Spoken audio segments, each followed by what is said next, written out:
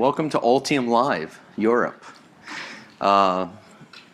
It's a pleasure to be with you today. My name is John Watson. I am partnering up with Vince Mazur from Altium.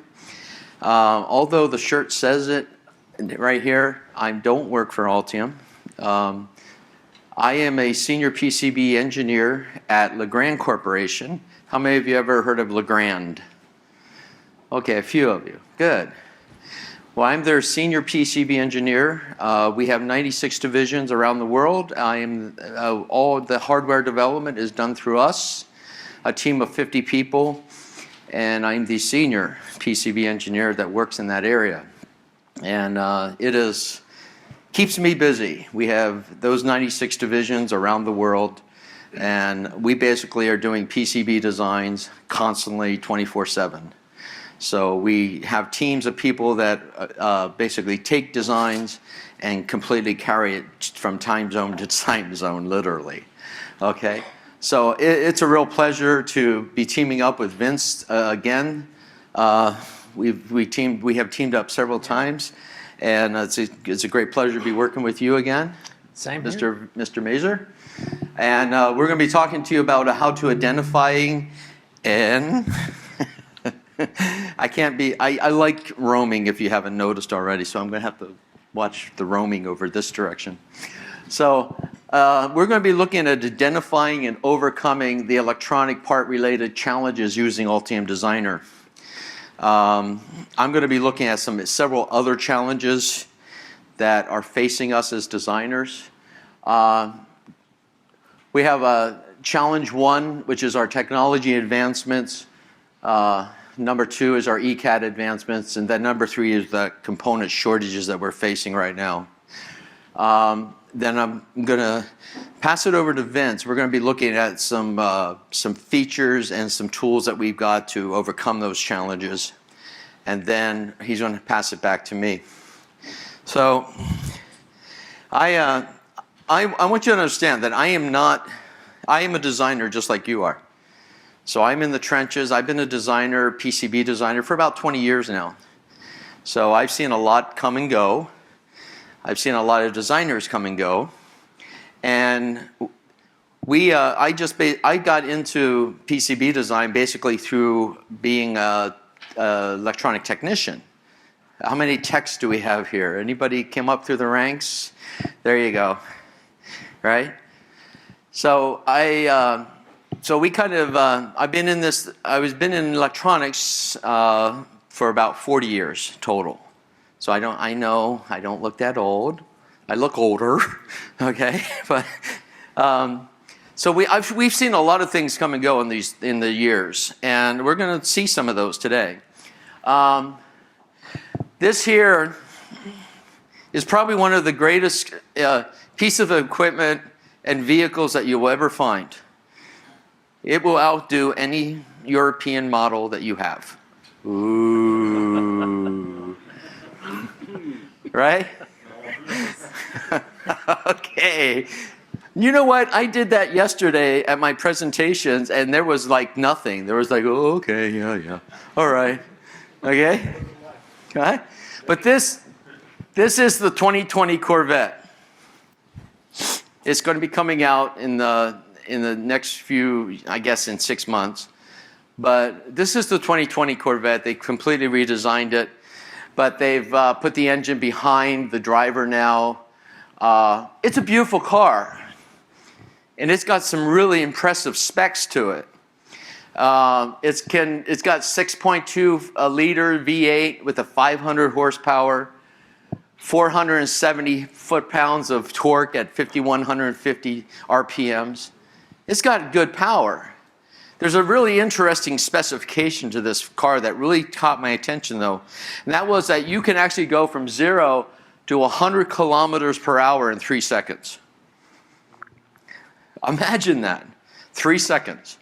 1001, 1002, 1003. From 0 to 100 in that time period. What's that? Have I ridden a motorcycle? Have I ridden a motorcycle? No. I have not ridden a motorcycle. But my point is this, is that You can go from 0 to 100 kilometers per hour in 3 seconds. You actually have to work through 8 gears to get there. So imagine shifting 8 gears, starting from 0, getting up to 100 kilometers, shifting, okay? Heads jerking back, you know? Well, my question is, what would happen if you never shifted out of first gear? What would happen? You would not get to 100 kilometers per hour, I can guarantee you. The VW bug next to you at the light would beat you. How many of us are using one of the greatest tools available to us as designers? That's Altium. Now, I've been using Altium since it was actually Protel 98, 20 years ago. And I can tell you that Altium is your 2020 Corvette. But for most of us, okay, we never shifted out of first gear. We never move on. We never learn how to use the tool and the power that's available to us. And because of that, we are left in the dust, basically. Our industry is demanding for us to shift gears. It's demanding it. It's needing it. This is, in 1965, the Godard Space Flight Center in Maryland brought this computer into their facility. They were the organization that was put the first man on the moon, and this was their computer they did it with. This beauty, it can all be yours for the right price, right? This was the cutting edge technology in 1965.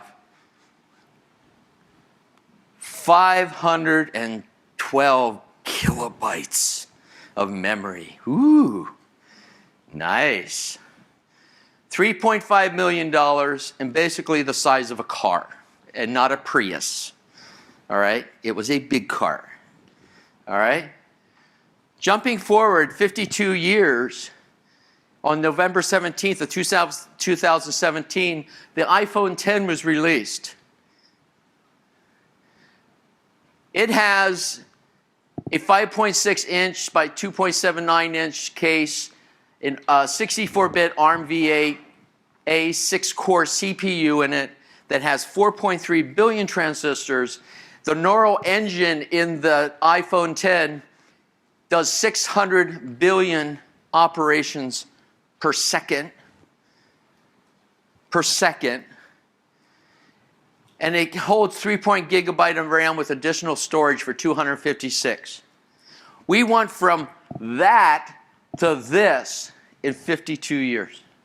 You have more power in your hands 100-fold than what was in the first computer that put a man on the moon. Think about that.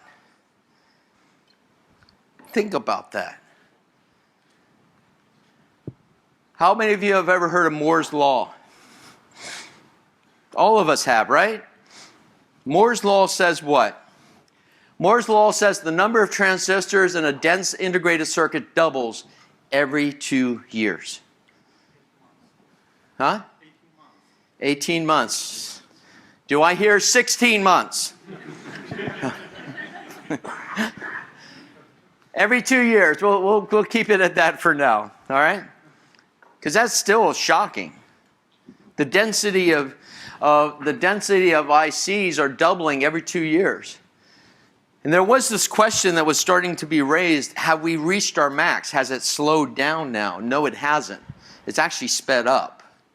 That we're actually looking at 16 months. We're actually looking at quicker times. And the question was actually addressed to Tim Tooley, the chief research for semiconductors at Gartner. He says this. He says in the future what we're going to see is we're going to see technology which will replace this as from a bottom-up approach. Meaning this, guys, that where the chips will be assembled using individual atoms or molecules. They want to put a computer so small that they'll be able to plant it in your brain. Okay, that's where I kind of draw the line. No putting stuff in my brain. All right? Please. All right? We have a new type of, it's going to be a new type of nanotechnology involved here. So we have these advancements in the next 10 years. We have great advancements that are going to be happening in the next 10 years. Right out this window, right during lunch, while you guys are in lunch, we had the Delft University team bring in their Hyperloop. All right? That's up here. All right? That is one of my favorites. I actually worked with the Delft Hyperloop team last week as one of their technical advisors, and they have now got their Hyperloop here. Yo. And you got to check this out. This is totally amazing. How many of you guys know Judy Warner, by the way? How many of you don't know Judy Warner? Look back here. Give a wave, Judy. This is Judy Warner. Know this woman. She's fantastic, okay? Anything you need, she is here to help. And that is Judy Warner, okay? What's that? As it relates to Altium, guys. Okay, don't. Yeah, thank you. Who? Carl Schacky. No, Carl, are you here? Thank you. We have some huge advancements that are going to be hitting in the next 10 years. Huge. I mean, it's going to be absolutely huge. So what does all this mean? It's time to shift gears. You as a designer, I know you're the serious designers. You know why? Because you're here. Because your buddies and your pals and your fellow designers are sitting at home or sitting in their cubicle now, and you know what they're doing? They're saying, man, I wish I went to AltiumLive. All right? You guys are the serious ones. And I'll tell you what, it's time for us to shift gears. The old methods are not going to work for us. The old ways of doing things are not going to work.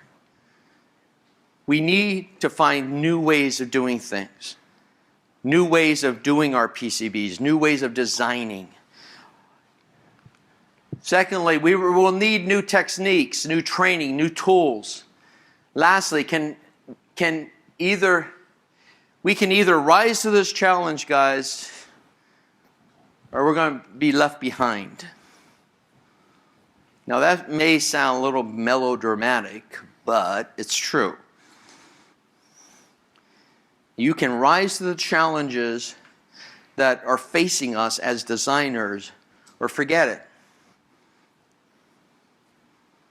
The industries that we are in take no prisoners. You understand what I mean by that? They will leave you behind in the dust, and they will continue moving forward. These changes that are happening in the next 10 years are happening. There's no way to stop them, and we don't want to stop them. Moving forward, and I would add another one there. Who's going to lead us? Who's going to lead these great advancements? Who's going to produce these advancements? You are. Exactly. Thank you. You are. These are things that are going to come on your desk and you're saying, I'm ready. Bring it. You're the ones who are going to rise to the challenges that we face and know how to adapt and overcome.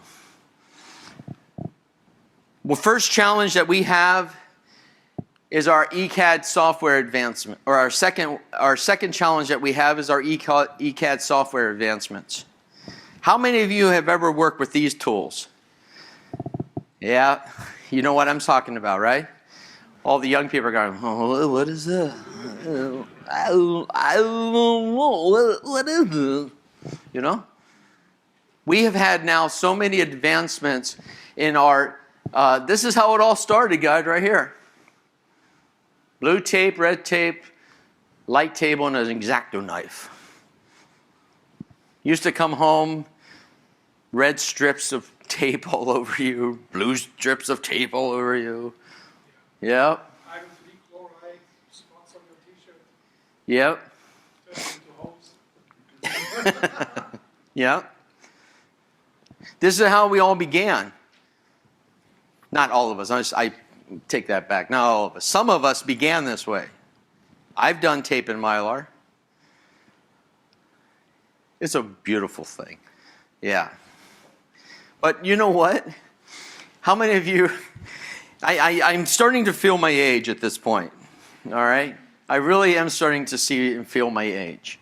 And I say that because I get to the point where I am all like an old man. Where I go, wait, you know, in our day, we used to sit at this big table, and we used to put tape down. Yeah, it was great. And we loved it. You know? But now it's like we are doing some amazing things. We are now having Altium provide some of the best tools to us. We've got Altium 18 that was launched, and they made the jump from 32-bit up to 64-bit, as we all know. And with that jump, we added some huge features, the active BOM, the draftsman, the layer stack-up manager, impedance calculators and vias, the active routing features, all these new features and tools are available to us. You know what? Most of the people don't even know the tools exist. Really. I actually remember in AltiumLive 3 years ago, sitting in breakout sessions, and people doing the demos, and they go, "Well, is that feature in Altium 18?" No. That's been here for 3 or 4 years in your version that you have right now. They didn't know. They did not know that it existed. And that has to be where, and we're going to talk about this later, but that has to be where someone stops learning the tool. And that is probably the biggest challenge I've got as a senior PCB engineer working with designers, is to constantly keep motivating them to learn. To keep teaching them to read, learn, and constantly stay in that state. Altium, one of the new features is Concord Pro. The library management, your resource managements for your designs. That's the new, what we like to say, the new kid on the block, you know? That's Concord Pro. But you know, let me give you Altium's view, business philosophy. This is Altium's business philosophy. To provide you with the best tools that you can. To provide you with the best tools that they can. Years ago, around 1970, there was actually a commercial in the United States. I don't know if it ran here, but there was actually a commercial in the United States for a Prego Italian spaghetti sauce. Anybody heard of Prego? Okay, couple people. So the commercial sort of went like this, where the mother's standing at the stove, big pot of spaghetti sauce, and she's stirring it, you know. And the son comes in, and he goes up and he looks in the pot. He goes, "Oh, yo, mama, yo, what about the basil?" And mama looks at him and goes, "It's in there." "Oh, okay. So, wait. What about the garlic? Come on, garlic." "Hey, it's in there." "What about the other spices?" "It's in there." Let me tell you, whatever tools you need for a designer, it's in there. It's in there. It's in the pot. It's in your toolbox. The biggest problem is we don't use them. We never shift out of first gear. You see? We never shift into the features that are available to us. Concord Pro is that one. The next new technologies, how many of you have heard this? 3D printed electronics now. Anybody doing 3D printing yet? Okay, you're doing 3D. What's that? Only for hobby. Only for a hobby. But do you know that Altium already has this covered in their design package? In Altium 19, they already can cover printed electronics.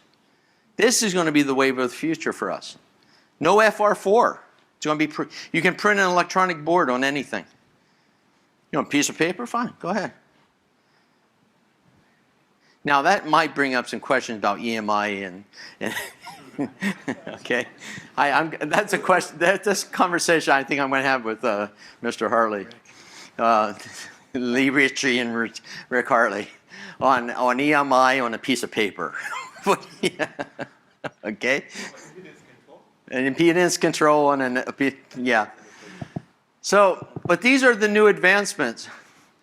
The last challenge that I want to talk to you about is this. Right now, we are in the middle of our continuing component shortage issues.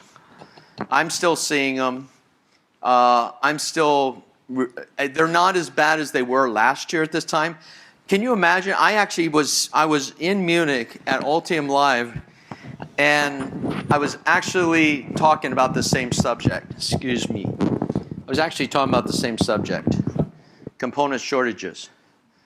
We are still in the middle of it, a year later. Now, I will say they're not as bad as they were, all right? They have improved. But there was such a shock on the supply lines and the stock available that we are still recovering from it. So, according to Octopart, there's actually 10,269 electronic components in their database right now. 13 million. That's a lot. We're still seeing shortages from 16 weeks for some of the capacitors, other capacitors 8 weeks. We're still seeing some of even the thin film resistors out as far as 80 weeks. Imagine that. 80 weeks. Wait a minute. 80, 52. Yeah, that's over a year. Right? Meaning if you order something now, you'll get it, what, 2021? That's crazy. But that's the system that we now operate in. What has happened is there's been a lot of causes for this, and we don't see this thing slowing down at all. We see expected growth in the electronic industry. This is some of the history, but we're seeing growth next year of 8%. After that, it's estimated for 7%. All this growth is good news for us. We're going to be busy. And really, the only good big question I've got to ask is this. With that much growth in our industry of electronics, do we have the coffee to support such a massive undertaking as this? Do we have the coffee? All right? That was a joke. Come on. Gee, tough crowd, tough crowd. Yeah? But we see massive growth happening. There are actually 3 industries that are driving these shortages right now. One of the first industry is the IoT industry. Now, I must admit, I work at Legrand Corporation, which is a huge IoT company. We are looking at putting smart everything in everything. Okay? I just bought my refrigerator. For those of you, I just bought my first house. Ooh. Right? I just bought my first house. I put smart everything in my house. Smart light bulbs. How many of you guys are familiar with smart light bulbs? These things are cool. These things are. So I put about a dozen smart light bulbs in, and what I did was this. I didn't tell my wife. right? So I'm sitting there on my sofa, turning lights on and off. She's in the bathroom, and I'm turning the light off. And she's going, what? Wait! Until she finally found out that I was actually, messing around with it, And then she got angry. But my concern is this. Everything is now going over to IoT. Everything is going over to smart things. You can operate from your phone. I can actually pull up on my phone right now my house, my cameras, my lights, all that, my locks. Everything is now going over to your phone where you can operate it. I actually got a new refrigerator that is a smart refrigerator. Okay? Now think about this. I have a smart refrigerator that will actually look at what contents are in there and tell me what I'm missing.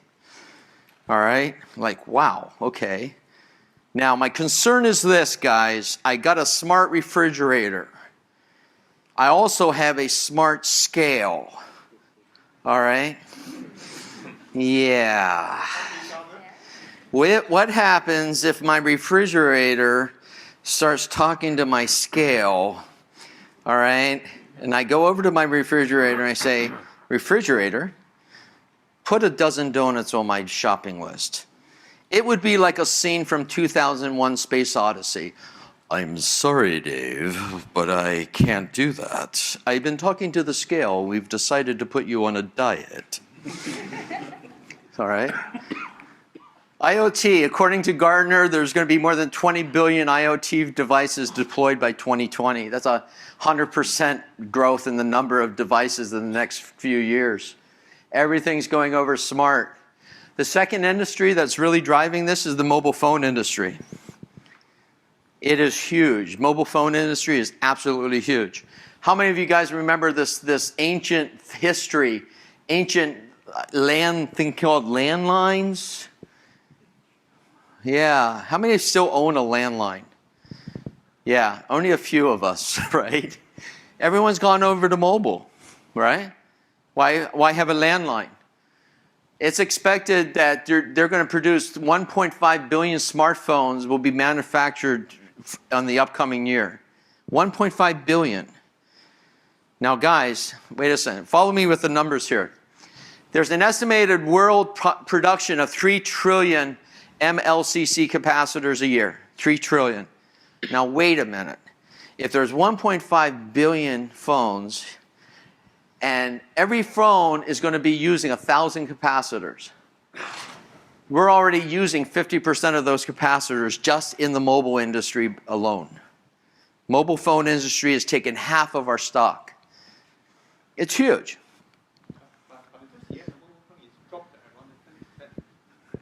I'm sorry? The smartphone is a drop instead of around 20% accurate.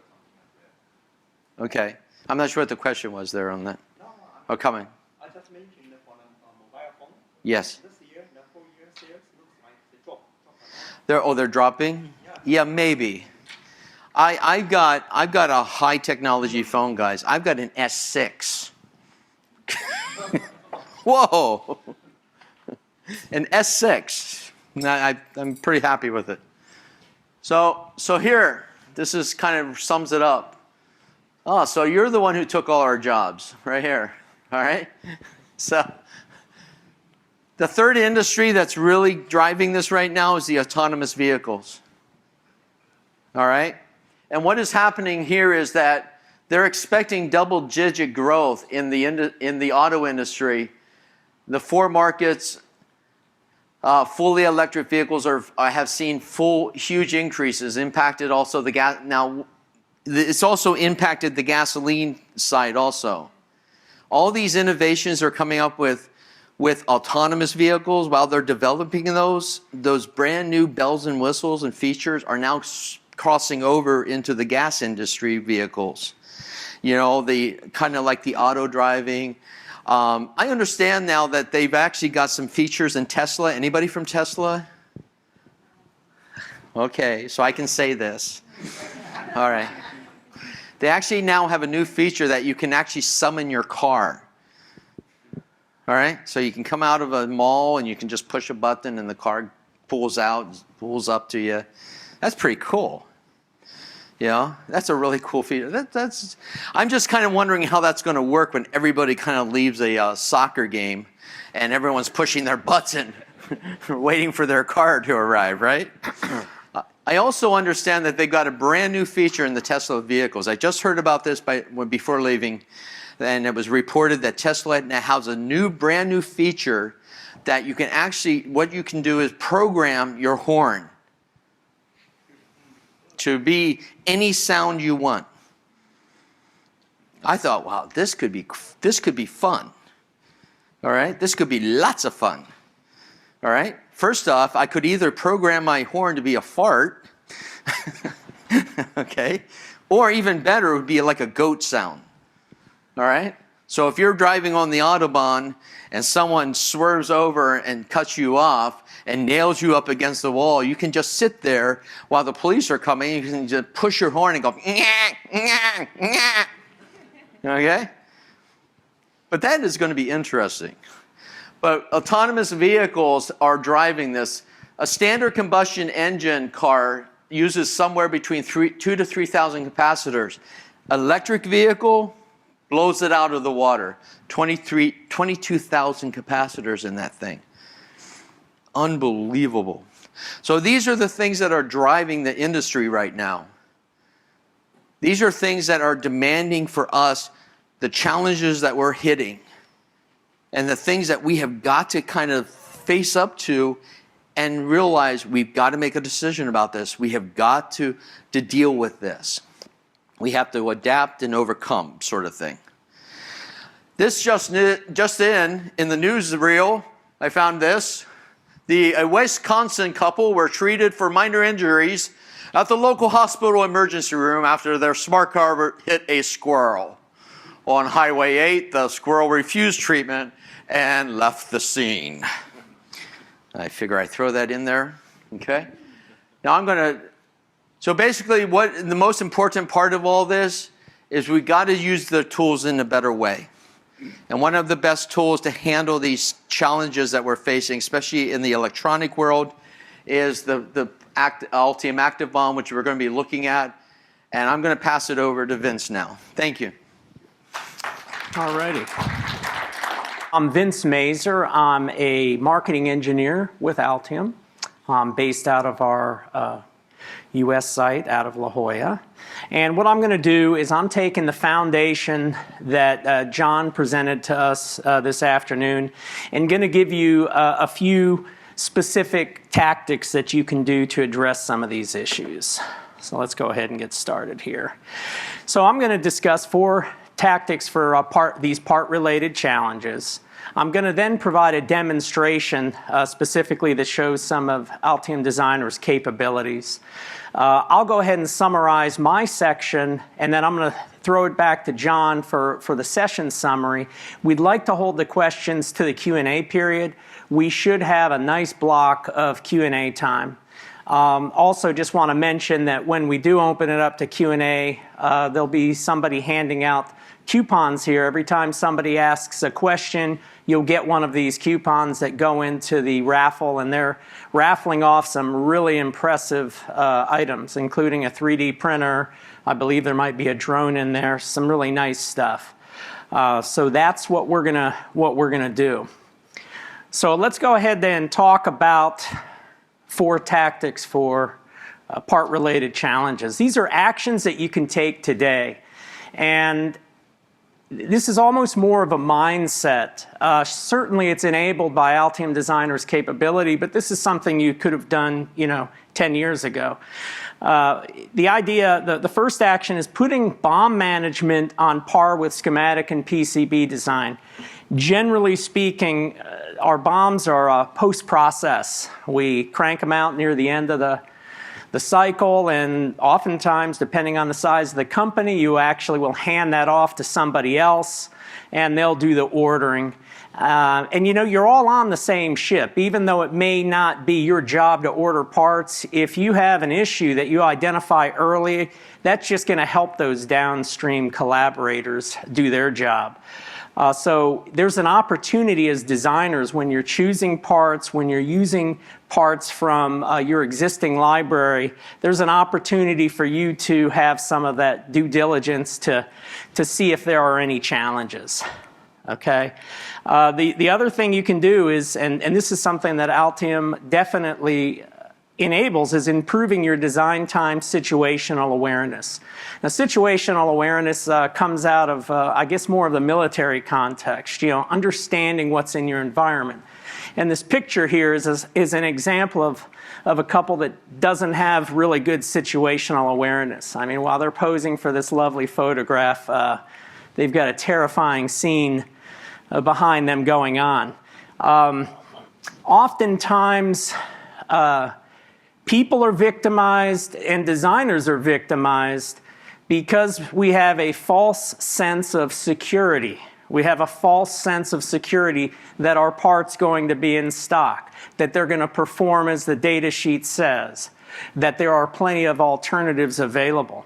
So if you improve your situational awareness, you'll have an opportunity to eliminate those types of scenarios. And certainly supporting that is the idea of checking your bill of material status early and often throughout the design process. Parts are like airline tickets. What you can get today and the price that you can get them at, they're changing tomorrow. And I'm not sure if the distributors and the supply chain adjust their price like the travel industry, but literally airline tickets are priced differently at different days of the week. So there's a lot of volatility. What you see today is not what you're going to see tomorrow.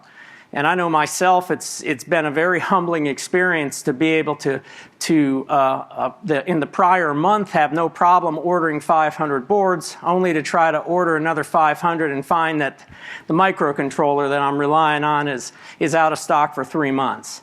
I don't like those types of surprises, and it seems like because there's more designs going on, like John mentioned, the different domains, you've got a whole maker community that's huge now compared to past decades.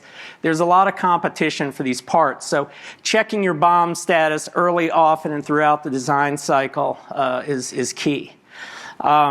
I want to just touch a little bit, should have mentioned that at the first bullet. The diagram on the right is sort of a pictorial representation of, you know, the idea that your schematic is the logical design, your PCB is the implementation of that design, and certainly your bill of materials is part and parcel to implementing and realizing that product. And this is the whole idea of using this three-legged stool, if you will, and putting BOM management on par with some of these other domains.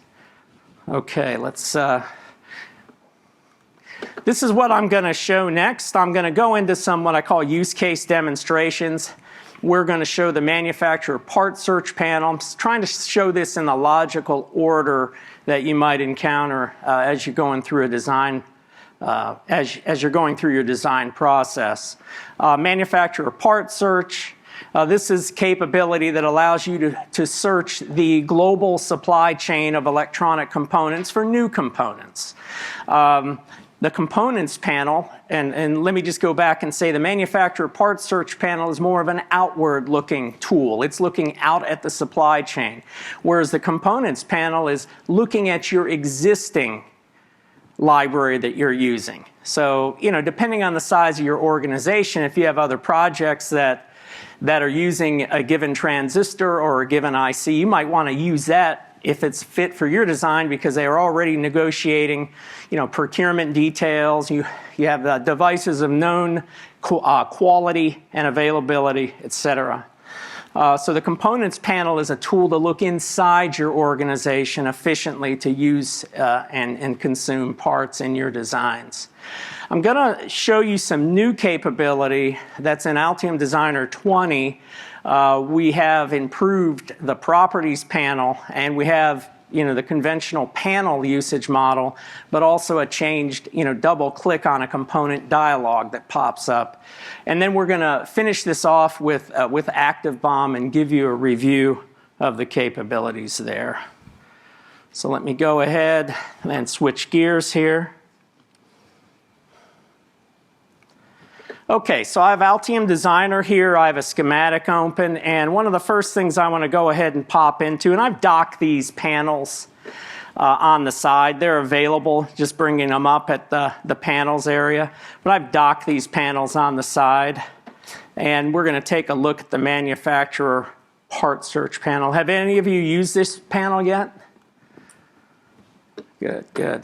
Okay, I just think it's a fascinating, of course, you know, I don't go as far back as some, but I remember the days when if you wanted to make a choice on electronic components, you really needed that data book, you know, and you had to get a visit from the vendor, and you know, before PDFs were downloadable and everything, it was quite a logistical issue just to get component data so that you could make a choice. And to me, I find all of this just fascinating, that I'm within the schematic here. I'm doing my design work, and I can pop out and I can search and look at the global supply of components. Now what I've got here, let me just give you a tour of this panel. And again, this is the manufacturer part search panel. You know, we can check on any types of, and I know this text is a little small, but this is a categories area. We can look at passive components, transformers, resistors. I mean, if any of you have been to a Farnell or an RS component, you've seen something like this on the website where you can tell the website or tell the portal what you're looking for. Well, you can do the same thing here, and what I've got is I've chosen capacitors, and the system brings up all the various, you know, capacitors. You know, I think the results here show, what, 823,559 parts. So this data is coming from what I call the Altium's component cloud. It's you know, information that we have through our Octopart subsidiary, and we aggregate all of this and bring this into your desktop. So one of the first things I'll discuss here, this is the category. You can search on anything. Say I want to look for a 100 nanofarad capacitor, and let's just leave it at that for now.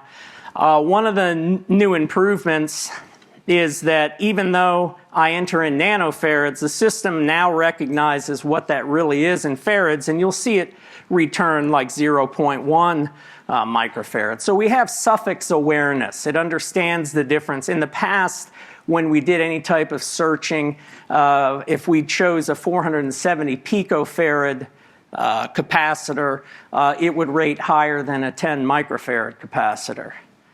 Because the 10 was smaller than the 4700, but that's all been remedied. So we can also come in here, and you can turn these sub-panels on and off, but you have the ability to say, you know, I just want to look at, say, 0805s. And the system is going to go out there and drill down. These are all of the parameters that are related to a capacitor. So obviously we're going to see that change. I'll show later how we can look at a microcontroller, and you can decide, you know, how many CAN bus interfaces or I2Cs or whatever. But the whole idea is that, again, I haven't left Altium Designer, and I'm able to look at all of the information that I would need to do a comprehensive analysis and research on a given component. If I look at this panel on the right, we see the schematic symbol, and we see the 2D and even the 3D view of the component. Not all the components that are returned will have these models, but if they do, you get this little, right here, that I'm encircling with the mouse pointer, you get this little green chip, which indicates the models are available. And that might be helpful, because another aspect that you can do is you can either download this into a integrated library, or you can acquire this to the Concord Pro component server. And right now I've got Concord Pro running on my laptop here. And it allows you to quickly move all of this information and all of the parameter data and move it right into your own library. And what's really nice is you can put templates together that are unique to your business. For instance, if you need to make sure you have a RoHS status, you can require that before the component is added to the library. If you have an internal part number that you would want to use, you can require that to be added at the time of creation. So especially if you're a smaller company and you don't have a component engineer or somebody that's doing this all the time, it's incredibly rapid to build a library. And I might also say that when we acquire these components, you do have the option of just copying the data, or you have the option of using all the models or using footprints and symbols that you might already have. You know, there's data sheets here. We can bring up any of the data sheets from the various distributors. The whole idea is to take this global supply of component information and bring it right to your desktop. A really nice capability right off the bat, we see here that you can tell by highlighting on these. You can see, like, for instance, this one, there's 22 supplier part numbers. That's an SPN. So this drills down to the next level of acquisition and shows you the different suppliers that have availability. You know, certainly this is that first spot. That's probably why they returned it first. This is a very well-stocked part right here. You have a lot of information in these tiles. This is the DigiKey, in this case, the DigiKey part number. If I click on this, it goes right to DigiKey, brings me there. I mean, you could choose to add that to your cart there or just gather more information. It gives you the stock that's available, you know, 267K. This particular, like I said, this part is very well stocked. You have the pricing that's here, and it'll even drill down and show you bigger quantity breaks. So each one of these tiles, and we'll see these tiles more and more throughout this session, because we've added this tile capability, or what I call supply chain awareness. We've added this to different parts of Altium. We always want you to see those traffic lights, if you will, just in case there's something that you need to be aware of as you're going through the design process. I also want to call your attention to this area here on the right side. I mean, this green is good. This is in volume production. We'll certainly be able to show you some examples later where there are statuses that might be end of life, not recommended for new design, etc.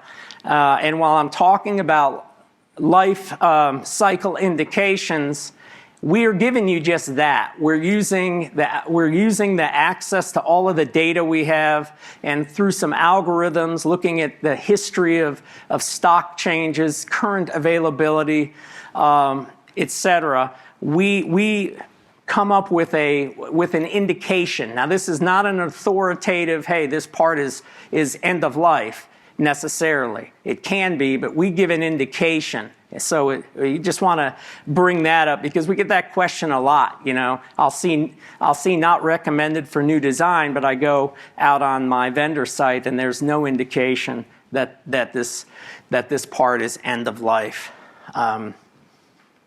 Okay, so also, you know, we have information on alternatives. I mean, it knows I'm looking for a 100 nanofarad capacitor. It went ahead behind the scenes and it gives me a list of alternatives that Altium is recommending. We still have the option to do our own drill down and check on other, and I can browse through this list. And it gives a rating. And Altium's algorithm is going to, again, look at available stock, look at the history of the part, has an indication of when it came on the market, likely has an indication of where it is in its component life cycle, and will render a rating on what it, a rating for the applicability as a good alternative part. Now we see like this TDK part right here, it's got only a rating of 6. It's probably has an indication that's just not as strong. Okay, so let me go ahead and We've seen, again, manufacturer part search. The key with this panel is gives you everything you need to search for parts. You can review data, you can filter on any type of tolerance, voltage value in the case of a capacitor, size, temperature, etc. And these filters will change context relative to what you're looking at.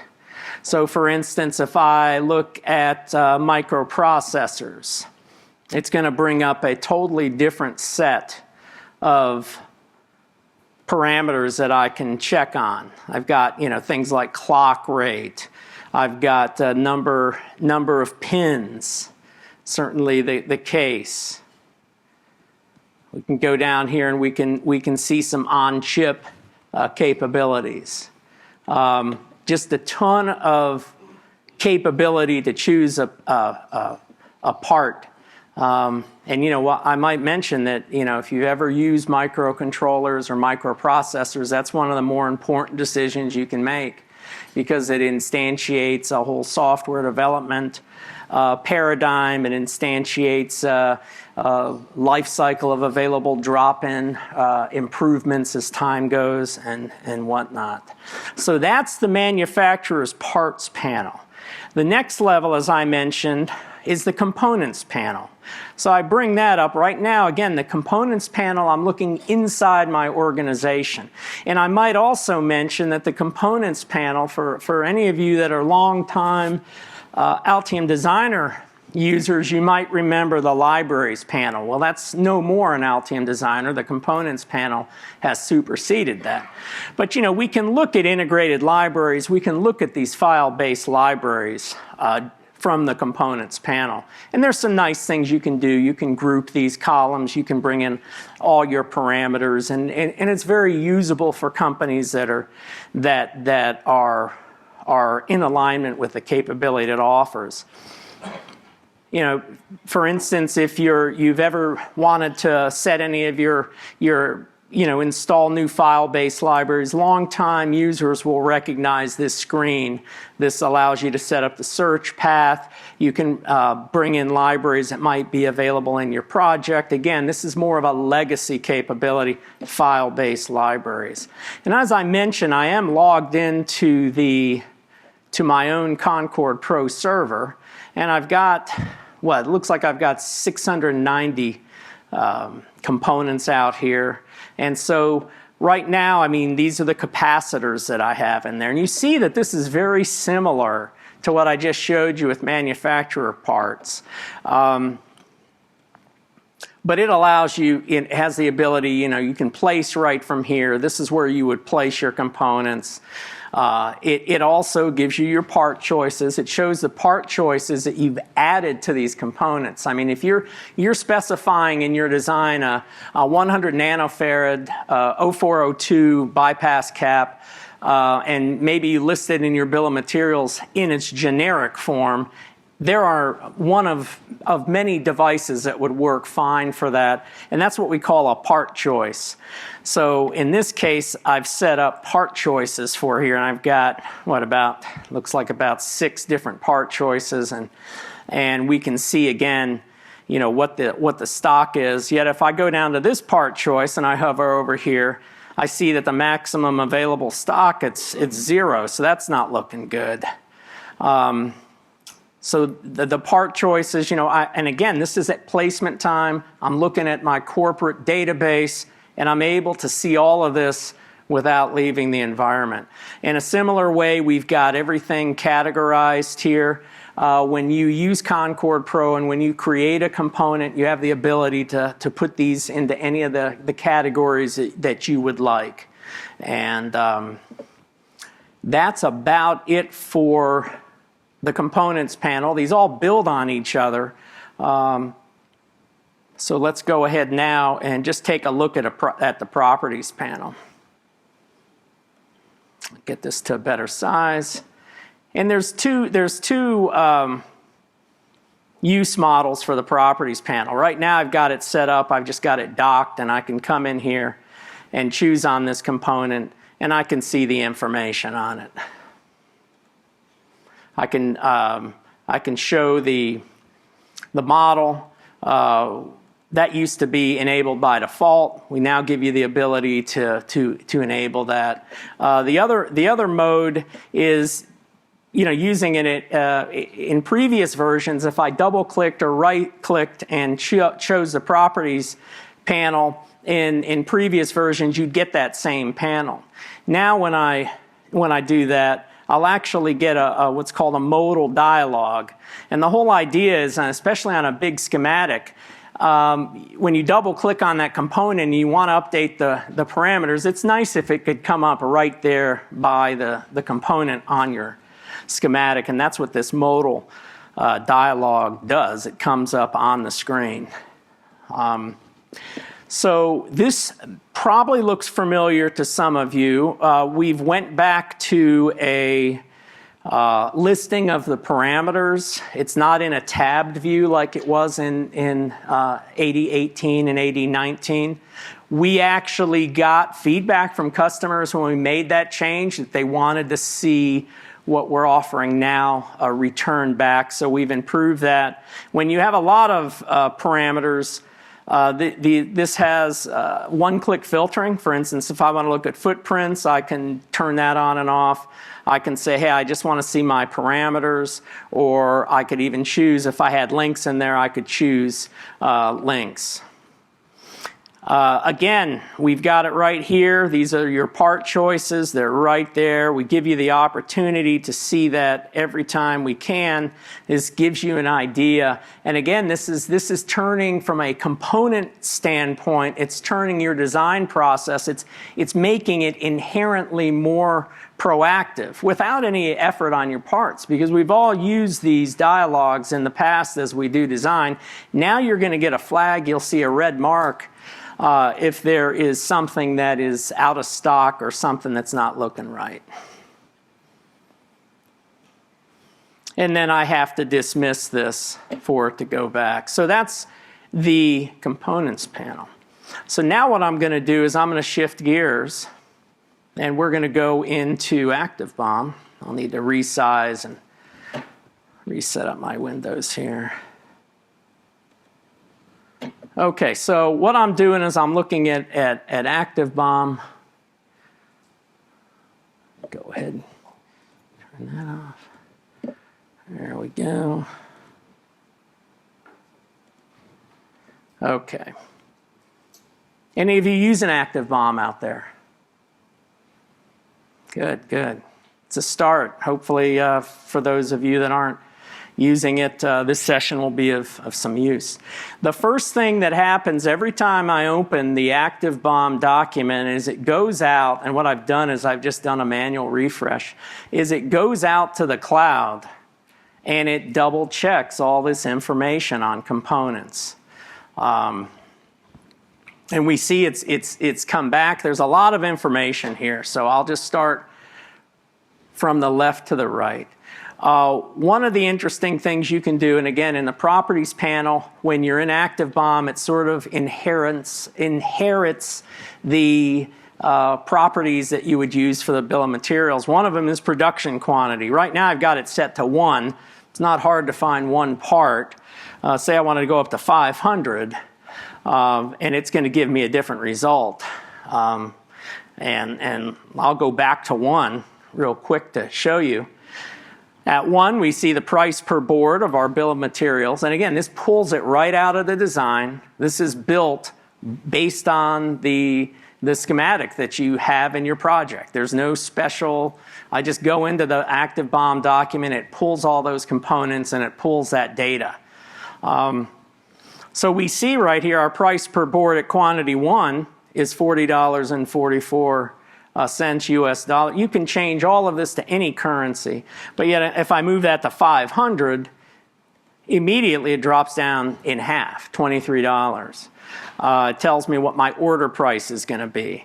Right now we're just having the system give us one solution per item. You could have multiple solutions provided. This would be really helpful if you're handing off to your ECM and you want to, and then say they are ordering the parts for you.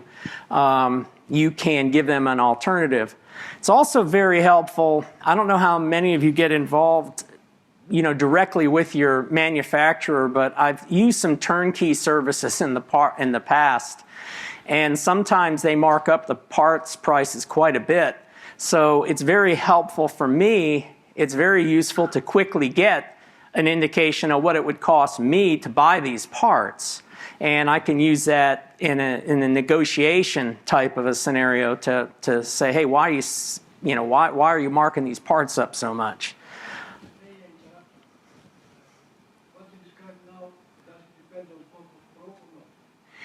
What I'm showing right now is not depending on Concord Pro. It goes out and it just gets the information from our component cloud. There are some capabilities, and we'll show some of that, namely in bringing in the part choices. Part choices are most easily defined in Concord Pro. There are ways to bring in these part choices using conventional file-based libraries, but it's not as convenient. So the pricing capability is very useful. We can also edit, what are our favorite suppliers. I've got only like 3 enabled right now. I can go ahead and turn them all on. You can also give a ranking. So if you have a better arrangement with, say, RS Components or Aero, you can rank them accordingly, and the solutions will be provided in that order. And you can see we've got a lot of suppliers here. Scrolling through the list here, and it looks like we've got at least 40 suppliers that are here, and I know that we support up to like 200. And you can add those suppliers and enable them in your preferences. We also have what we call, if you look to the right here, green is good. The green check is what we're after. That's all looking good. It gives you all of the, in this case, the supplier unit price, the subtotal of the order. This entire column or row can be completely, and all the column headings can be completely chosen by you by whatever information's in your current component database. I'll just show that here real quick. We're basically bringing in all of the parameters that we can find from the various sources related to this component, and you can turn those on and off and include that information in your report quite easily.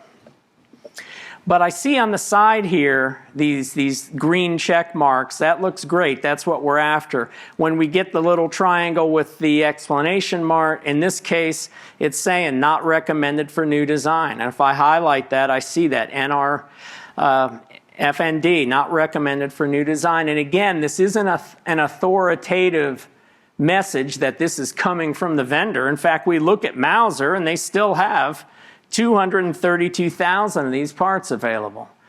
So in this case, if I run into something like that, I'm not too concerned, especially if I'm going to be ordering the parts now. But this is a heads up that you need to watch this part and that there might be a product change notice coming out.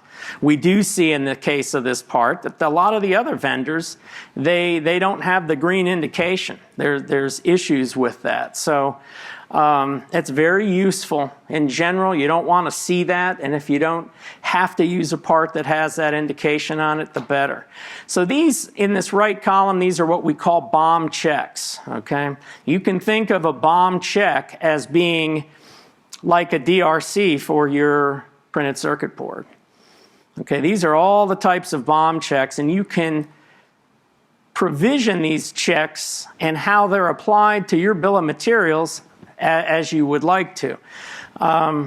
If the component revision is out of date, which again, this is a Concord Pro issue, that's very helpful. If you're in a larger company and that component that you've been using has been updated, maybe a new footprint has been applied, maybe there's been a change in part choices. When you go into your bill of materials, and again, we're advocating you check that early and often, when you go into it, you're going to see that part's out of date. So you have the option right from the bill of materials to update that part. It's very useful. But you can come in here, there's duplicate designator warnings. In any of these, you can decide to only, to make it a no report. So you can tailor these for your own situation. But there's a variety of, target prices missed. You can set targets early on for what you want a given part to be, and you can get a flag on that. I mean, sometimes just by it depends on the scenario, how much board space you have. I mean, sometimes you're better off putting 2 resistors in series than getting a special value resistor if the scenario, say like I've got a bunch of 100K parts in my design and I have only a need for one 200K resistor, I could just put those 2 100Ks that I'm already going to buy in series with that. So there's just different trade-offs that you can instantiate in your process.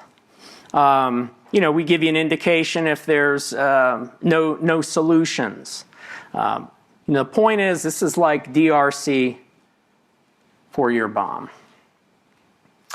Let's go down here further. A lot of really neat capability here. One thing that's helpful on a big design is, say I want to go ahead, let me make sure that I'm going to first turn on my value, component value. This is an alphabetical list. I can also key into the search and go right to it. Let's just try that real quick.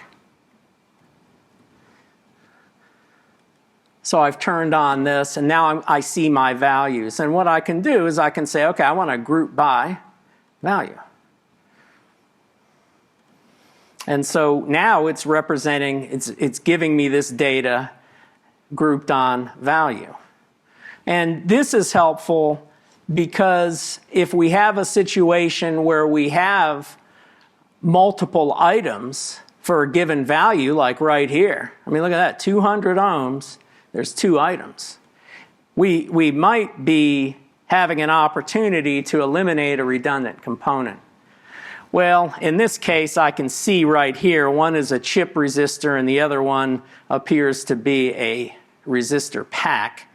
So they are actually the same value, but they're different implementations. One is a chip resistor and the other one is a resistor network or array.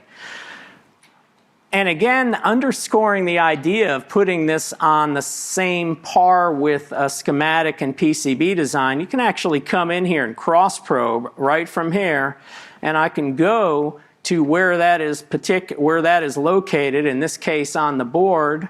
It brings up the board view and will also bring up the schematic view. So it's really embracing all of those different domains and letting us to check. Tons of capability in here. We can go ahead and clear that grouping by just merely getting rid of this guy. If I can just click on that, and then it will go back to the conventional layout.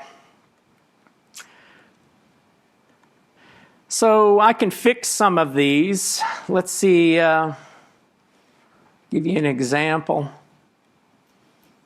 Like this one, it's giving me the not recommended for new design, and I've got this ranked the highest. These stars are ranking. I guess it's just like stars for a restaurant or a review. And you notice the other solutions we have, they're not ranked. So if I rank this at the same as the other one, it's going to, and then rank this smaller, it's going to choose the one that in this case has a nice clear life cycle, and it takes its place, and I now have that set up where I've got the green check mark. These two information, this is again, and this is built in, we are flagging duplicate values. But again, this is what we manually identified, the two 200 ohm resistances. One is an array, one is a single element. And this is giving us that indication right here. Okay, so we've also got the ability to line item options. I'll go ahead and number these, and you can choose to increment by 1, or you can come in here and let me go ahead and do, start at 10 and increment by 10. Some companies do that. So now we'll see it's, incrementing by 10 and going, starting at 10. And you can change all of that. You have the ability to add new managed components. If there's you can actually start a design and start it by pulling in components and putting it into your bill of materials, and then later you would place that into your schematic. If you're doing a cost-sensitive design, for instance, you might want to bring in your microcontroller, your various peripheral chips, maybe any external memory. Start using that as more of a financial exercise to see if you can put what you're trying to put together at the cost you want to achieve. So you don't have to go in and place components. You can actually place them right in to the bill of materials. You can put in custom items. There might be something that is an assembly that you go outside for, a mechanical assembly or something like that. Things like what's the word I'm looking for? Well, reusables, things like glue or stencil cost. I mean, you can put any type of information you need to be able to adequately account for all of those items. You can put in custom columns, do not place or do not load, manual insertion, etc., if that information wasn't already in your library. I know in the past when I used Altium, what I would do is I would output to Excel format, and I would put all those special instructions in there manually. Do not place this, do not populate. Some things we would put in ourselves. Others would be through-hole insertion and soldering, whatnot. You can do all of that from this environment if they're not already in your part. So when we reach a point where we're ready to output, we can just go into bill of materials reports, and we have a really nice consolidated environment. And what you're able to do is you're able to output this to CSV, tab limited, Excel, PDF. You can even output it as a web page if you're set up to share that type of information. So it's a very holistic view of your bill of materials. We also give you a what you see is what you're going to get as far as the column layout. You have the ability to set up what's called BOM sets. So if you wanted to look at just, say, the device and the footprints, you could create a BOM set, and you can simply reference those. Again, it's analogous to looking at layer settings on the PCB side. So that's basically what I wanted to cover. Let's see, there's a couple of other things. There's different views of the BOM. You can look at it completely flat. Where it doesn't group all the components, it shows them individually. This is the second setting is the more conventional view. Call this the base view. And then you have the consolidated view. And what's really nice about that is as you switch from variants, if you're using variants in your design, the BOM is going to update real time, and your pricing is going to update for the different variants. So let me go ahead and toggle back to the presentation. And I will do my summary, and then I will ask John to come back up here. Okay, so Altium Designer, like I discussed during the session, it's providing proactive support to enable you to address component-related risks throughout your design process. Every time you go into that active BOM document, you're going to get some flags if there are issues. Every time you go to your properties panel to change something on a component parameter, you're going to be able to see that the supplier panel is there giving you a heads up. And the nice thing about this is it's in your context as a designer. It's being brought in, and yeah, it's not a big deal to go to another website or anything, but it's a lot easier to just stay right in your environment. It's contextual, it's convenient, and it's being presented to you where it's most actionable. You can change it right then and there if you see that there's a device that's at risk as far as its quality, its stock, whatever. It's really a key differentiator is that all of this is being brought into this single environment. When I was giving you that demonstration, you could see I never once left Altium Designer. You know, as I mentioned, the key Altium Designer panels are being instrumented more and more with this part, what I call part awareness, seeing those supplier tiles. Again, you can, at any given time, you want to go to the data sheet. It's really great. I know one time I downloaded a preliminary data sheet and I used that as a, yeah, this is a bad story, but I used that for the design, for choosing this part, and the clock was specified with I think plus or minus 2% accuracy, which was perfect because I was going to be doing the UART and serial communications off that. Well, when I actually got the parts, fired up the board, hooked it up to the terminal. We had a piece of software that would output some strings through serial, and I got garbled. And I thought, I'll just unplug the cable, put it back in. Sometimes that fixes it. I got garbled. Turned out that clock spec in the final version of the document went to plus or minus 15%. And that was a bad day because we already got our 500 boards back. But the good news is we were able to write some software. We had a 1-second clock on there, so we essentially used that crystal to measure the oscillator and then adjusted the baud values accordingly. But the point is that it's helpful to look at this component data throughout your design because those kinds of things can happen. So we're instrumenting and bringing that information to you throughout the design process.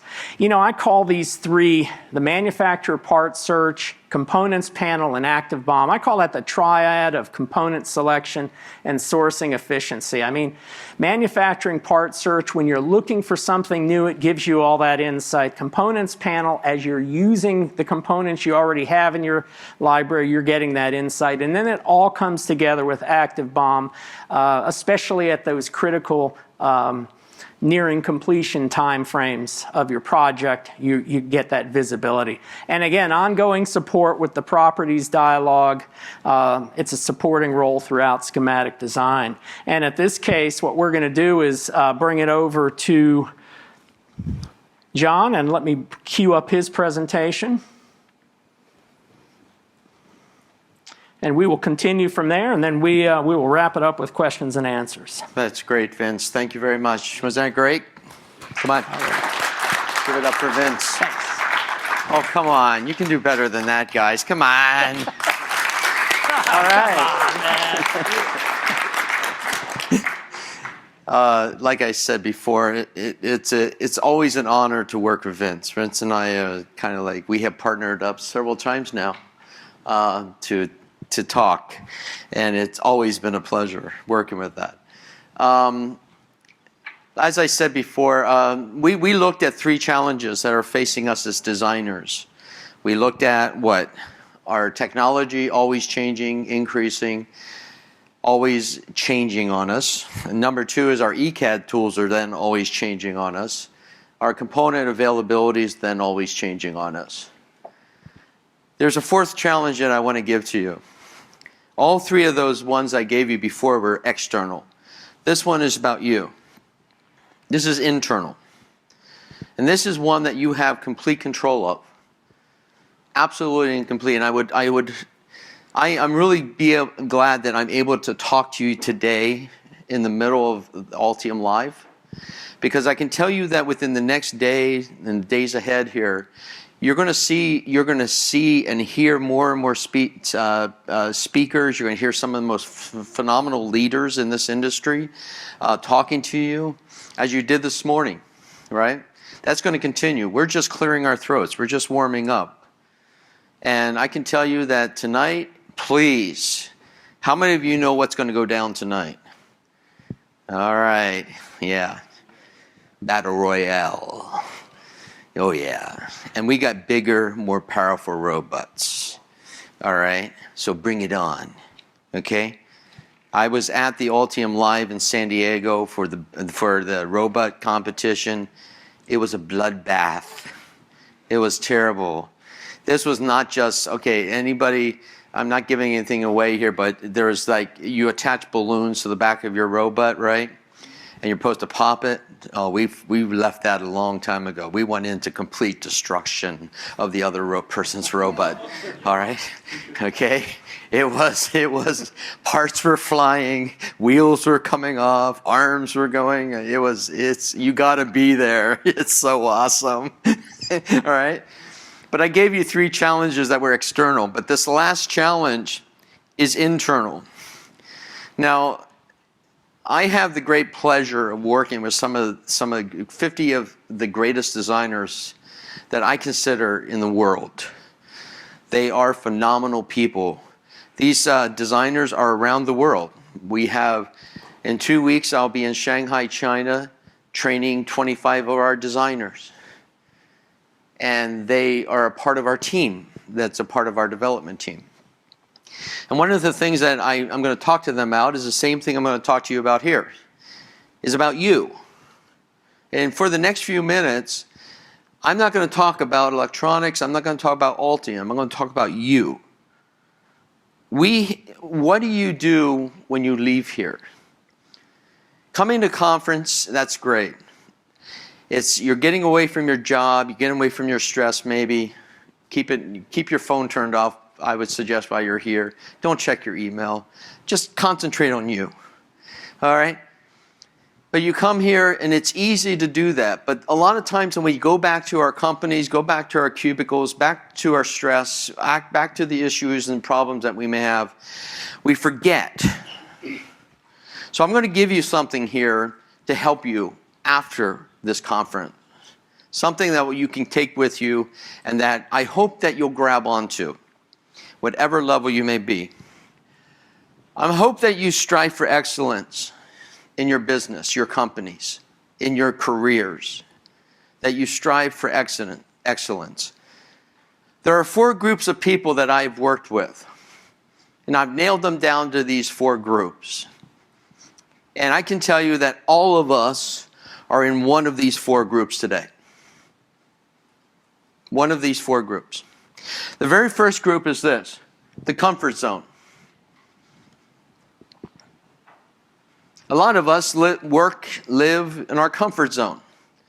We never move beyond any pressure, anything that stresses us, anything that pushes us beyond our limits. And for some of us, our limits are very low. And we have that circle that we operate in that we say, don't ask me for anything more than what is expected. Okay? Don't push me beyond that. These are my limitations. This is what I know. This is what I learn. Okay? And a lot of us live in our comfort zone. Another zone outside of that, though, is called the fear zone. As soon as you leave your comfort zone, what happens? You automatically, immediately enter into your fear zone. And you can always tell the people who live in the fear zone. They're like, yeah, well, I really would like a change, but what if this happens? What if that happens? They're always concerned about what could happen instead of what is happening. So I would these are the people that have a lack of confidence, they're prone to failure, they find excuses, they're affected by other people's opinions. They live in this fear zone constantly. And I'll tell you what, for many, when they reach that fear zone, what do? They retreat and go back into their comfort zone. Okay? A majority of people will operate from these 2 zones, comfort and fear. Comfort or fear. But I don't think that's you, because you're here. Okay? The majority of people who are in their comfort zone and their fear zone are at their home right now. They're in their office, not here. There's a third zone. It's called the learning zone. And that's where you're at. That's who you are. You're the learners. You're the ones who are now rising to the challenge. You're dealing with changes and problems. You're acquiring new skills. You're extending your comfort zone. You're learning. You're pushing beyond the fear. But notice something. I want you to notice something. To go from your comfort zone to the learning zone, you've got to go through the fear zone. You've got to go through it. You've got to go through the fear zone. And for a lot of people, they never get to that learning zone because they fall and they don't pick themselves up. One of the things I tell all our designers is this: you can fail 1,000 times. I don't care. Get up 1,001. Fall 1,000 times, get up. Brush yourself off and keep moving forward.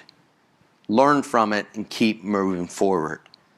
You see, a lot of times we live in a society now that says you cannot fail. You can't. But one of the greatest teachers in my life has been this thing called failure. I have learned more from my failures than I have my successes. Those failures is what made me. That's made who I am, is my failures. I learned a lot from those, but I kept moving forward. I didn't create excuses for why it's not happening. Everybody who sits around making excuses why things aren't happening. Well, it's because of this, it's because of that, it's because of my education, it's because of where I work or my background, blah, blah, blah, blah, blah, blah, blah. And you hear all the reasons why they can't do something, right? And I stop them and I say, no, wait a minute. Give me one reason why you can. And you go from there. Just one reason why you can. Because when you have the attitude where you can't do something, it immediately stops your creative process. Have you noticed that? You stop your creative process when you say, I can't do it. And that's it. That's it. That's the end of the road. You're in your comfort zone, your fear zone, that's it. There's nothing else you can do. You've got to have a belief that you can do this. It is said that if you believe you can or believe you can't, you are right.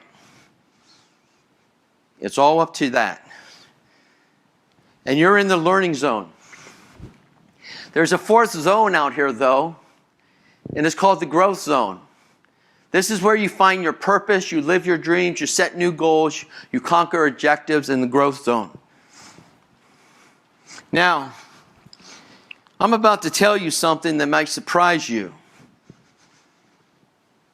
I've met some of you. Some of you I've been working with for an entire day now. I had classes yesterday for University Day. And I can tell you, because you're here, and the ones that I've met, I can tell you that every one of you, none of you, not one of you are good designers. Not one. All right? None of you are good designers.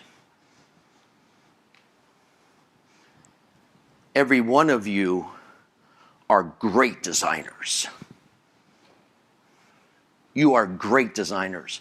The world does not need good designers. The PCB industry does not need more good designers.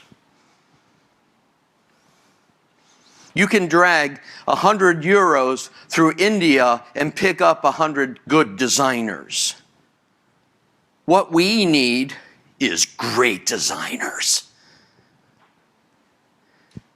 Designers who understand that if they're going to go from their comfort zone to the fear zone, through the learning zone to the growth zone, that they understand that it's because they're moving forward. And that is what the message I hope you grab this week through AltiumLive. I hope you grab what is here. It's about a passion. It's about a passion of what we do. This is not a career for us. This is our passion. This is what we think about. The first moment we wake up to the last thing we go to bed with is Altium PCB design. Even as an instructor and teacher, I still love, the greatest joy of my life is to sit down in front of a screen and do a PCB. Oh yeah, I love it. That is still the passion that I have for that. And you're going to find out, you're going to see people here that understand and have a purpose. When you combine passion with purpose, you realize your potential. And I hope that you just take a step back this week in today's sessions and tomorrow's sessions, and you just think about that passion, you think about your purpose, and you realize your potential when you get back. That's my hope, that you leave here better designers than when you came in. That is all our hopes. That's why we do all this. We don't do this so we can say, hey, look at Altium, isn't this great? No, we do this for you.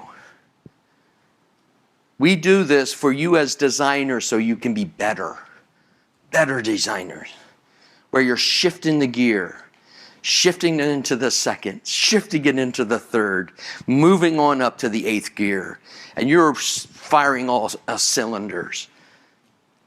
And you're not just that good designer, you're that great designer. And our hope is that you can leave here and know that. So we appreciate your time. We appreciate your attention. Thank you very much. And I'm going to pass it back to Vince for questions or anything else. Thank you very much.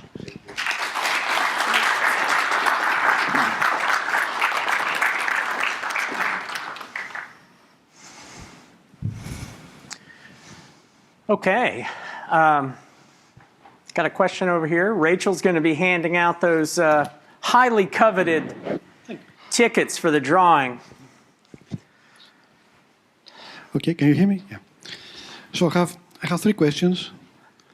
I will place it the easiest first and the most difficult last. Okay. So you mentioned that the library panel is disappearing in favor of the components panel. Is this already happened? I'm using Altium 19. Yeah, I think in 19. Not the last version, one before. It's still there. Is it gone now? It's gone now. Okay, that was it. It is gone now. It was lost in Altium 18. So Altium 18, the component and manufacturing panels were replaced in 18. Okay, I go to next. Manage alternatives. I think you call them choices. Part choices? Part choices. So I have one part, and if there is no availability, somebody can go to the next without asking me, the designer. Right. To manage this, do I need Concord Pro? The Concord Pro is built on a really improved foundation that's next generation. You get most of your improvement and a lot more improvement when you do adopt Concord Pro. Having said that, if you have existing libraries, you have to put parameters in each part that show, manufacturer 1, manufacturer part number 1, manufacturer 2, manufacturer part number 2, or it can either be, M1, MPN1, whatever parameter you want, but you need a pair, a manufacturer and a manufacturer part number. And you can put as many in those, in your components as you would like to, and then you go into Active BOM and you tell Active BOM where to find that. So you can set it up quite easily, it's just not as elegant as when Concord Pro is used. Okay, and the last one, Concord Pro itself. I believe it's a separate product, so you have to purchase Concord Pro separately. But it's not clear, to me at least, what is the difference with and without. It's not clear what I cannot do with Concord Pro, and it's not clear what is the real added value there? I cannot see it clearly. So the advantage of Concord Pro as compared to not using it. Is that what your question is? Want to know what it provides you that you don't already have in Altium Designer? Well, there's several aspects. One, you're able to check your designs in. There's a revision built in. It's a server. You can submit your design to that server. You have a single place where all of the designers can access parts, and those designers can be located anywhere. And so wherever you can access that server, you have that ability. It's very helpful, especially in a larger company, when you go into a design and say you have a problem component, it's a quality issue, it's been failing, it's not adhering to its data sheet. You can go in and you can immediately see, you can bring that component up and you can see what projects that's used in across all the projects that are on that server. Okay, now you talk about an improved version control. Okay, this is clear, but regarding the parts management is my question. Yeah, well, the where used is an important aspect of the parts management, because you can go into the part and you can see where those are being used. Right now, having to do that across an organization that doesn't have something centralized is very difficult. You have the ability to migrate very easily from the manufacturer part search panel that I showed to acquire that into that server with all the parameters. To do that, the previous way would be just not as elegant.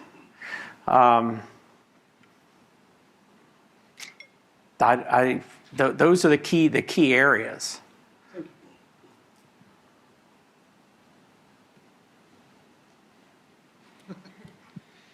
Yeah, maybe a few questions. You have mentioned these properties panels in the schematic.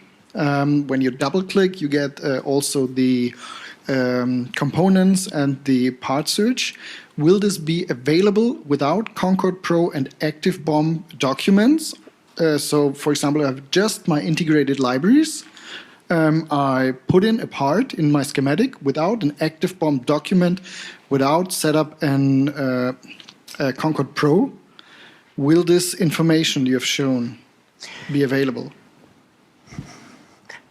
You're certainly going to get the panels. The good question that I'm going to have, because I know that you can bring in, you can use integrated libraries as I described and bring that into active BOM. I would assume, I'd have to check with developers or somebody that would know.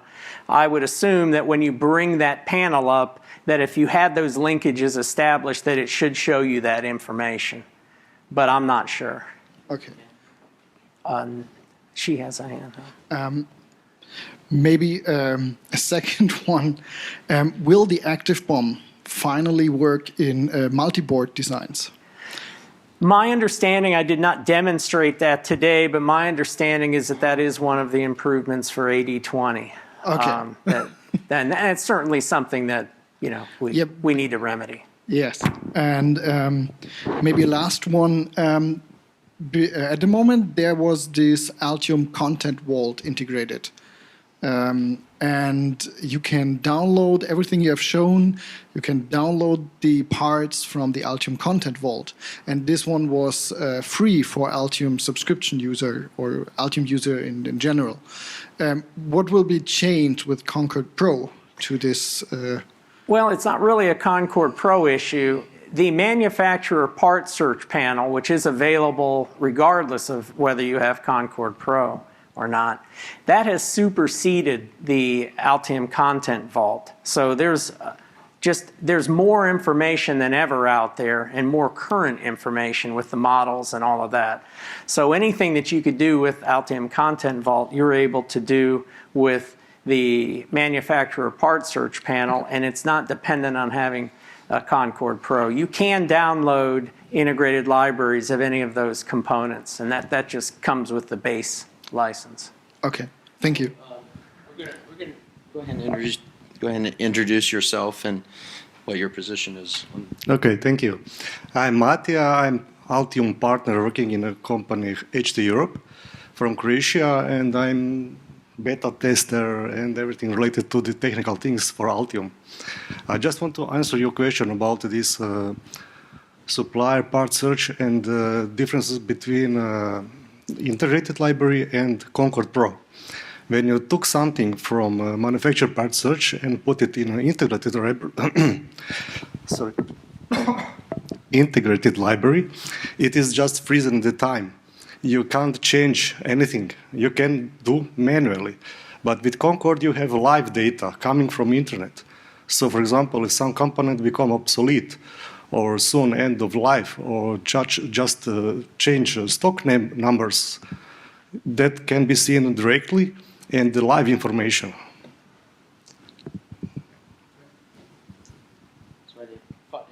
You have a follow-up question, maybe?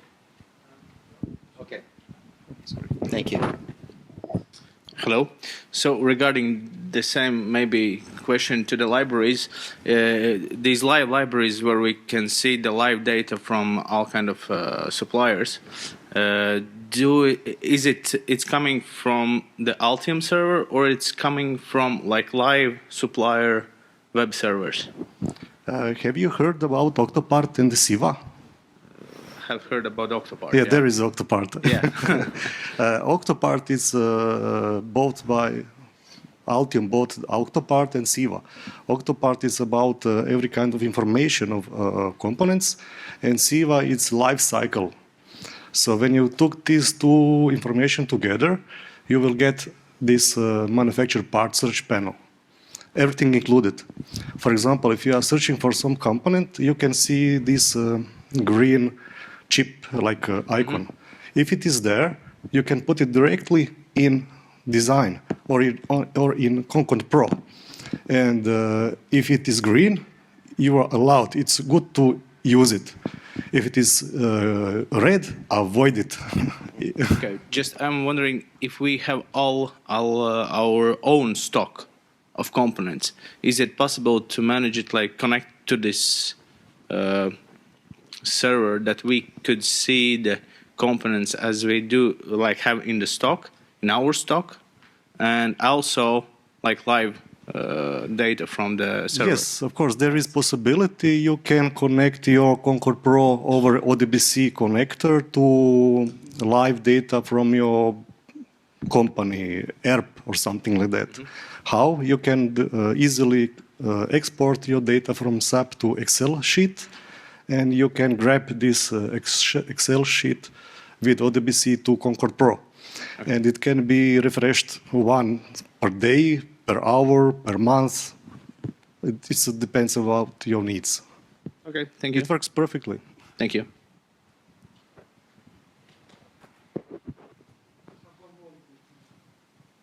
Oh, hi. I'd like to ask a question. You talked about adding components to the BOM first and then having like a price check running beforehand. Do we have like a list where we can place them from the BOM into the schematic then? Or do I need to research all my components from either Concord Pro server or from the manufacturer part search?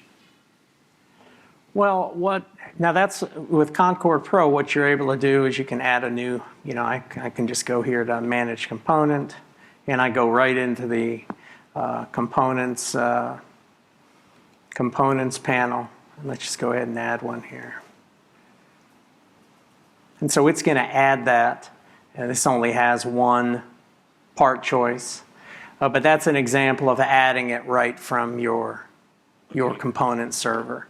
And I could have done that without a schematic. Well, that part isn't in the schematic right now. Now, a good question is, can I actually place that from here? Right. It doesn't look like I can. I'd probably have to go back into that. It's quite dangerous to put a component in here because it's not on schematic. Yes. And the only thing what you need here to put some another process. For example, this price is not, it's only for components, but your PCB costs more. For example, you have to produce the PCB, and the placement also some costs. You can put it here inside a new placeholder and put a value on it. So if you are producing one PCB board, it could cost, I don't know, 10 euro. If you are producing 1,000, it will cost 2 euro. So you have a price breaks, and you can define and have a really precise cost of each board, depending on how much you're going to produce it. Yeah, I got that, but I understand him, if I understand you correctly, you said that we could add them to the BOM first to check if we are even coming close with our design it to just a depends. price check. It depends how you want to design. I mean, I've seen it all different ways. Many times you have an idea and you're going to start storming, forming, and norming. Storming, you're just pulling parts out. You want to. What I've done before and what Altium allows is to actually go from the manufacturer panel. If I'm not mistaken, you can drag that model right into the PCB to see if it's going to fit in your enclosure. It depends on where you're starting your design. The point is that we allow you to go top down and bottom up. Some people will come up with a bill of materials, especially like in a research and development capacity or internal R&D, and they'll drop components into a worksheet. And yeah, it's not going to be on the schematic, but later you can place them. The point is that we allow you to start your process from the BOM document if you wanted to. Okay. I have a second question. We are currently using file-based databases for our components. Is there a possibility to migrate them to the Concord Pro server so that we could reuse basically all the work that we've done before? Yeah. In fact, that's really pretty exciting. We have an improved migrator in Altium Designer 20. And it allows you to migrate that data from any type of file type in the Concord Pro, and you can assign the categories. You can, it's much improved. And I was part of the beta test team for that, and it worked quite well. And I threw a real old library at it, and it works well. Okay, thank you. I just made it before 1 week. I don't know, 1,000 components. It was just like you choose what you want. Yes, next, yes, okay, I like it. No, I don't like it. Select something, edit something, and yes, okay, release. Sounds good. Okay, thank you.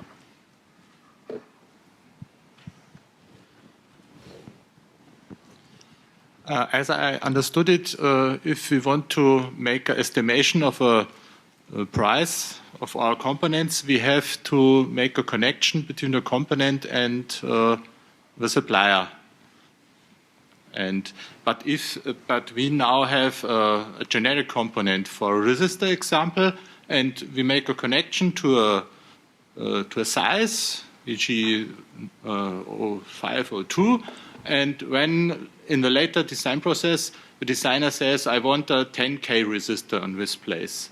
But how to make a connection to the 10K resistor, because we only have a generic resistor in our... Well, you can do it a couple of ways. And if I was just using file-based libraries, let me see if I can just, I think we've got pretty good time here. Well, let me go ahead and see if I can just do something here a little more live. I'll go to bring up a components panel. Let me make this a little. And then I'm going to just choose something from this. I'll just choose this, world famous 3904. Oh. If you have a generic components, it's not really connected to any kind of information coming from internet, because Altium doesn't know what you want to do it. Let me do a reset. This example is coming from Concord, so Altium knows everything about component which you are selected directly from Concord Pro. If you have generic components, you can put inside whatever you want. Just select one component from manufactured part search and put it there. Okay, I 1K, understand. 10K. I understand, but if the library increases dramatically because you have to fill every resistor into the library, that's a problem. Buy Concord Pro. Sorry. So No, you know why?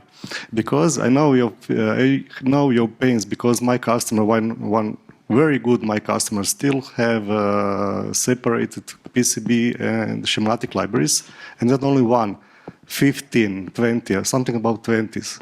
And I came to him and said, "Oh, come on, it's hard to do with such components and such libraries because you have lots of symbols." Unnecessary symbols.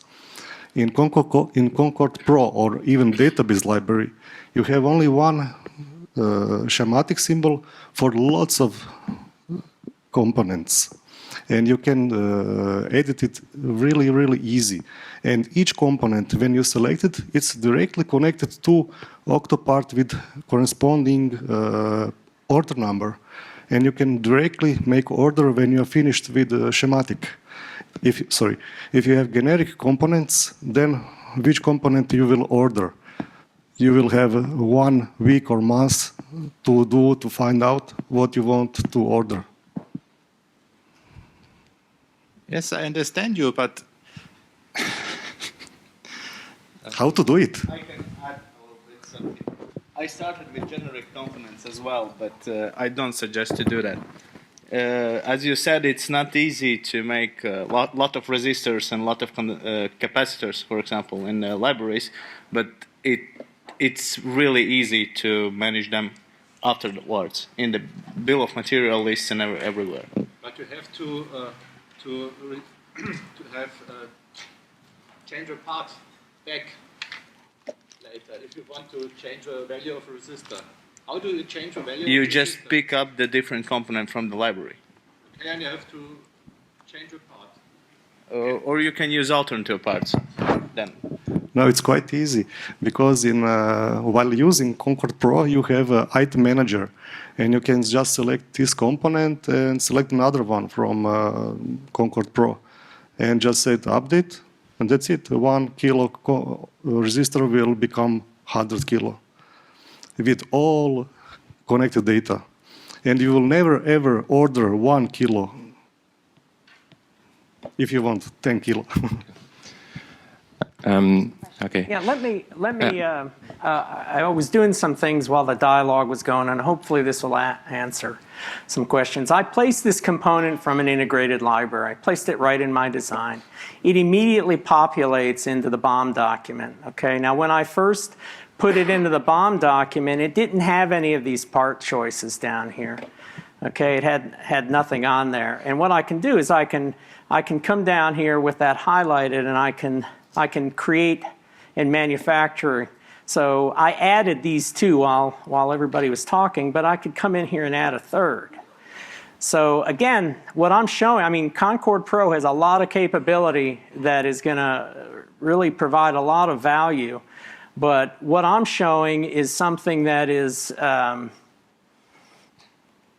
this doesn't require Concord Pro. You can come in here, and so I've done this. So you don't have the information in your schematic. Now, you could reuse these parts in this BOM doc in a similar design, but I've just added 3 part selections from an integrated library, and every time I go in that document, it's going to be refreshed with the live information. So you get that live information updates of your parts, but it's just not as easy to associate that information with the legacy file-based libraries, but it's pretty straightforward. Now, and again, just to reemphasize, you can, if you're using database libraries or you have parameters in your existing integrated libraries, you can also hard code those manufacturers and manufacturer part numbers. And again, when you come into Active BOM, you're going to see that information updated. It's just not as elegant. Actually, we have gone through this whole process, so we are using Concord Pro now since September. So we have migrated our whole database library with the migrator tool, which was pretty exciting, 1,800 components.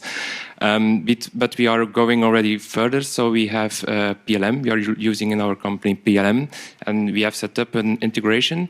So now we have a live link with our PLM data. But now I will go one step further. So in the previous version of Concord Pro, we had something like PLM integration. Now it has been changed to a component synchronization. Now my question is, there are only 2 or 3 PLM versions supported now. Actually, we are using Omnify, and I know there is a way to have an integration using XML, but there is no support for it. So my question is there will there be more PLM vendors be integrated, or is there any way to have support to set up everything?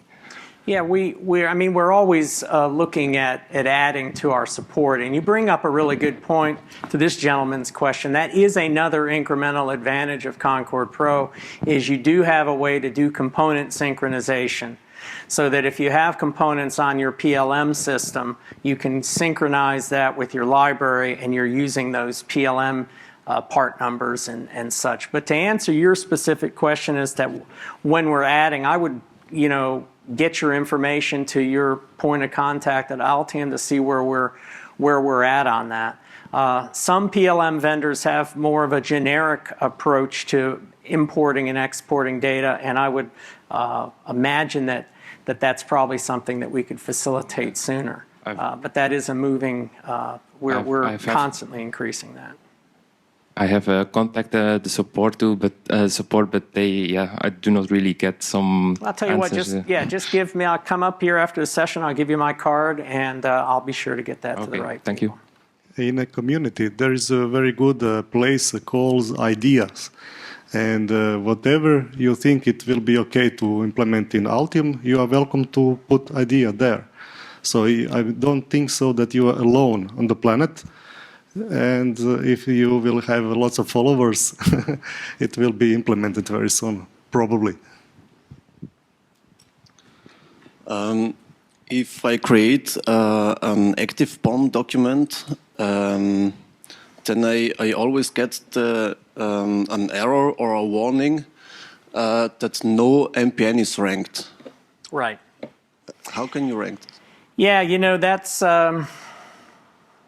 Yeah, I know exactly what you're talking about. When I bring this design in fresh, they're not ranked. What the ranking is basically, like this is an example. In fact, we might have that warning right here. Yeah, no MPM rank, so this is the same thing.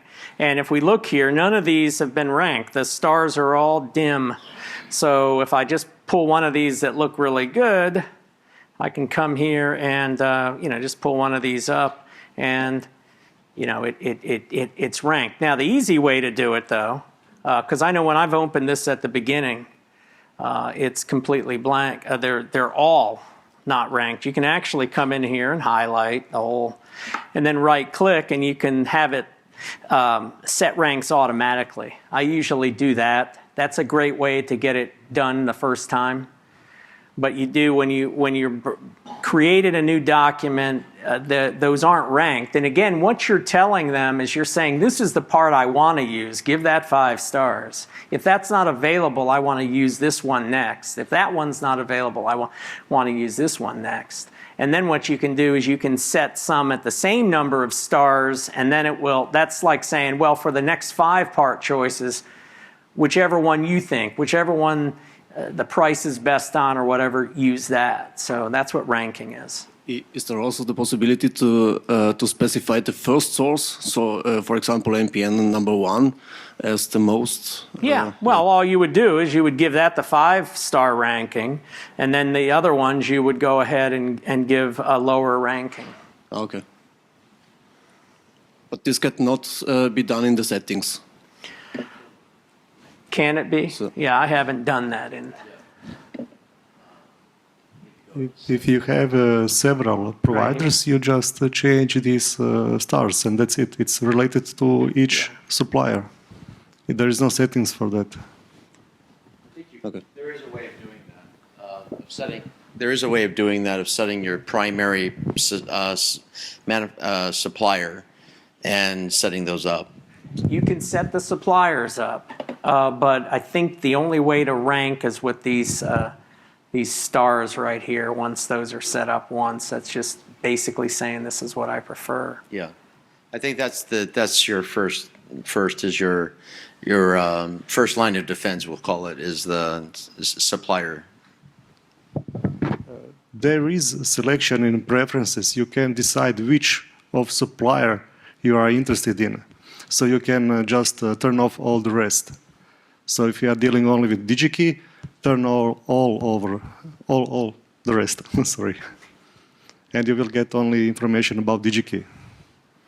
Yeah, and just to clarify, in the past we've always had integration with supplier. We had what we call supplier links for any of you long-time users. That was DigiKey and DigiKey part number, supplier link. So I would click on that and it only showed me that one provider. We've moved now to a manufacturer and a manufacturer part number.